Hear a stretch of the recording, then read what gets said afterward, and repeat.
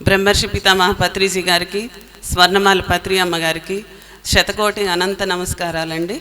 నా పేరు అనంతలక్ష్మి, మాది ఇల్లందు, కొత్తగూడెం డిస్టిక్ అండి. నేను ధ్యానంలోకి వచ్చి 14 ఇయర్స్ అయిందండి. అప్పటి నుంచి రెగ్యులర్గా ధ్యానం చేయడం. మా షాప్ అండి, ఫెర్టిలైజర్ షాపు.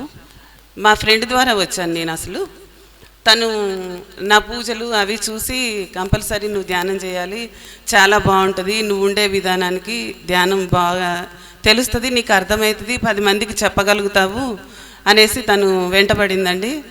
ఆ 40 డేస్ క్లాసు పెట్టారు ఇల్లందులో, నువ్వు కూడా రా అంటే ఒకరోజు కూడా వెళ్ళలేదండి. పత్రి గారు వచ్చారు రమ్మనంటే ఆ రోజు మాత్రం వెళ్ళాను.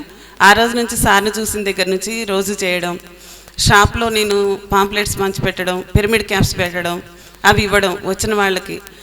షాప్లో వ్యాపారం గురించి కంటే ఈ విషయం మాత్రం బాగా క్యాప్స్ ఇవ్వాలని, వచ్చిన వాళ్ళకి చెప్పాలని, శాకాహారం తినాలని, పాంప్లెట్స్ ఇవ్వాలని. షాప్లో కూర్చుంటే కానీ షాప్లో పని చూడను, ఈ పనే చేస్తా.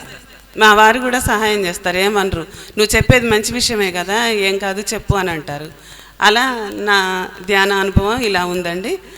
అయితే షేర్ హోల్డర్స్గా మన అరుణ మేడం గారు వచ్చారు ఇల్లందు. వచ్చినప్పుడు మా ఫ్రెండ్, నాకు ధ్యానం నేర్పిన ఫ్రెండ్ అన్నారు, షేర్ హోల్డర్స్గా కూడా ఉండు, ఏం కాదు, ఆమె అమౌంట్ మనకి వస్తాయా రావా అని కాదు, ఉండాలి, తెలియాలి నీకు, మనమేమో కట్టలేని స్థితిలో లేం కదా, ఇవ్వు, అవి ఏదైనా ఆధ్యాత్మికంగా కదా మనం సేవ చేసేది, దాని నుంచి లాభం వస్తుందా నష్టం వస్తుందా అనేది అనవసరం, నువ్వైతే అన్నయ్యని అడుగు చేరు అని చెప్పారు. ఆ షేర్ కూడా చేసామండి.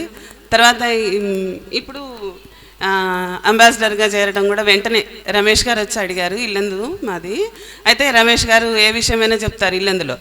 అలా రమేష్ గారు చెప్పగానే సరే అండి అన్నాను. 1 అయిపోయిందండి, 1 అయిపోయింది అంబాసిడర్గా, 2nd అచీవ్గా మళ్ళీ చేరుతున్నాను.